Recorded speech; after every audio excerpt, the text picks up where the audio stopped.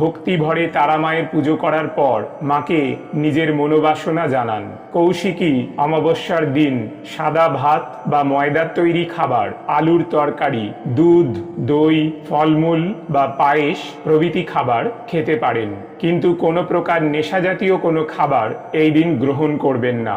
বন্ধুরা, এই দিন কোন জায়গায় কিভাবে এক মুঠো লবণ ছড়িয়ে দিতে হয় সেটা জানার আগে খুব দ্রুত আমরা জেনে নেব কৌশিকী অমাবস্যার অতি প্রাচীন ও শক্তিশালী 4টি উপায় বা টোটকা। এগুলো আপনার সংসারের আয় উন্নতি বৃদ্ধির জন্য অত্যন্ত ফলপ্রদ।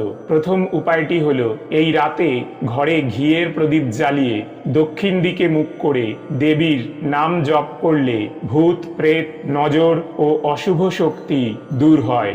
দ্বিতীয় উপায়টি হলো, এই দিন অমাবস্যার রাতে একটা লাল কাপড়ে 5টি গোটা সুপারি